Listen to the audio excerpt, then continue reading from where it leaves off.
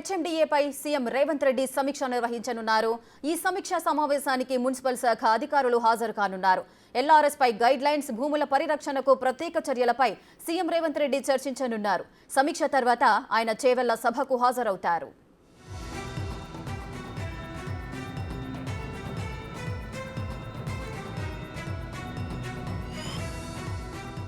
రెటిక వరుస సమీక్షలతో సీఎం రేవంత్ రెడ్డి బిజీగా గడపబోతున్నారు.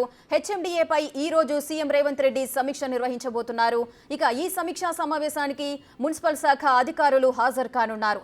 ఎల్ఆర్ఎస్ పై guide lines, అదేవిధంగా భూముల పరిరక్షణకు ప్రత్యేక చర్యలపై సీఎం రేవంత్ రెడ్డి చర్చించనున్నారు. ఆ తర్వాత సమీక్ష తర్వాత ఆయన చేవెళ్ల సభకు హాజరవుతారు.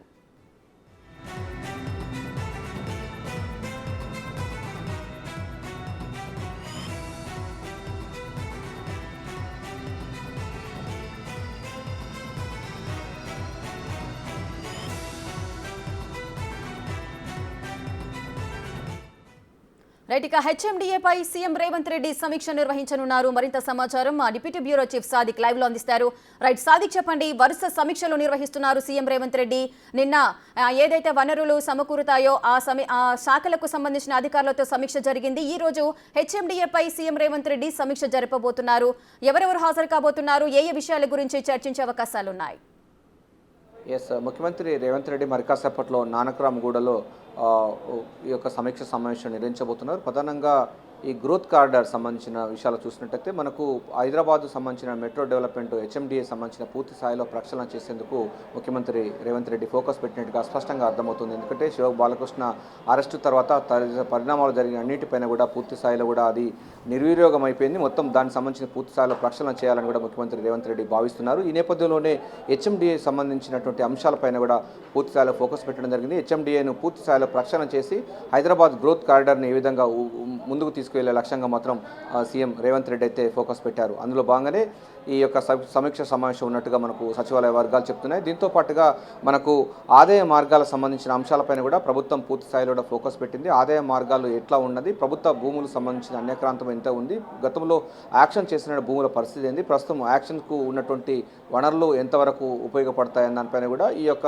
సమీక్ష సమావేశంలో ప్రధానంగా చర్చకు వచ్చే అవకాశం ఉన్నట్టుగా మనకు అధికారులు చెప్తున్నారు. దీంతో పాటుగా జిహెచ్ఎంసీలో కూడా కొంత ప్రక్షాళన చేయాల్సిన అవసరం ఉందని కూడా ముఖ్యమంత్రి రేవంత్ రెడ్డి భావిస్తున్నారు. జిహెచ్ఎంసీలో పాక్షికమైనటువంటి ప్రక్షాళన చేసేందుకు, కొత్త నూతనమైనటువంటి విధానాలు ప్రకటించేందుకు, నూతన విధానాలు కూడా రూపొందించేందుకు కూడా ఈ యొక్క సమీక్ష సమావేశంలో ప్రధానంగా ఎజెండాగా ఉన్నట్టుగా తెలుస్తుంది. దీంతో పాటుగా అతి ముఖ్యమైన చూసినట్టయితే హైదరాబాదు మూసీ రివర్స్ను పూర్తి స్థాయిలో రెనోవేషన్ చేయాలనే ఉద్దేశంతో పునరుజ్జీవనం చేసే లక్ష్యంగా ఇప్పటికే థేమ్స్ నది తరహాలో మూసీ నదిని కూడా ఆ రకమైనటువంటి విధానాన్ని తీసుకొచ్చే లక్ష్యంగా కూడా ముఖ్యమంత్రి రేవంత్ రెడ్డితో ఫోకస్ పెట్టడం జరిగింది.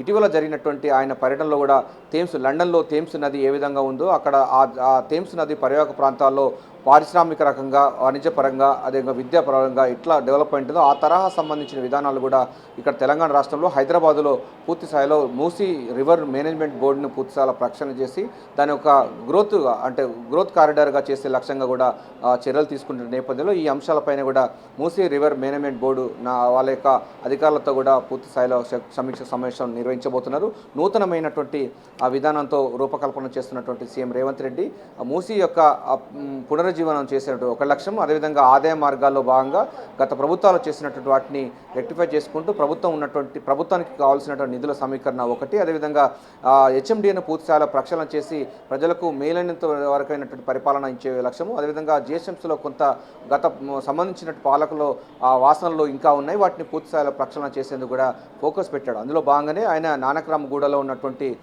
గ్రోత్ కారిడార్లో ఈ యొక్క సమీక్ష సమావేశం ఏర్పాటు చేయడం జరిగింది. రేఖ సాదిక్, అదేవిధంగా ఎల్ఆర్ఎస్ భూములకు సంబంధించిన ఈ లేఅవుట్స్ కోసం కూడా కొంతమంది దరఖాస్తు చేసుకున్నారు. 3 సంవత్సరాల నుంచి కూడా వారు ఎదురు చూస్తున్నట్లుగా తెలుస్తోంది. దీనిపై ఇప్పుడు ఏదైనా స్పష్టత వచ్చే అవకాశాలు ఉన్నాయా ఈ గైడ్ లైన్స్కి సంబంధించి? ఇప్పటికే 2020 నుంచి వెళ్ళి కూడా ఈ ఎల్ఆర్ఎస్ సంబంధించినటువంటి దరఖాస్తులు పెండింగ్లో ఉన్నాయి. వాటిని అన్ని కూడా పూర్తి స్థాయిలో మార్చి 27 వరకు పూర్తి చేయాలని కూడా ప్రభుత్వం నిర్ణయం తీసుకోవడం జరిగింది.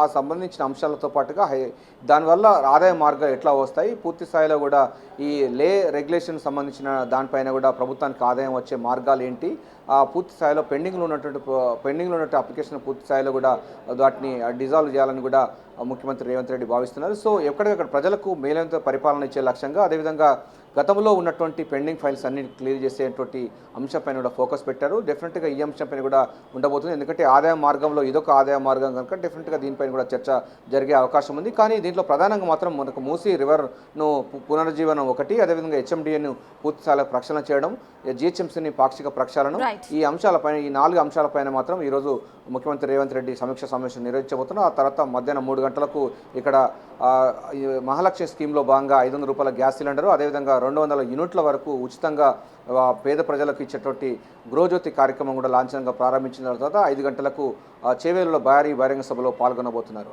Right, thank you Sadiq, thanks for the live details.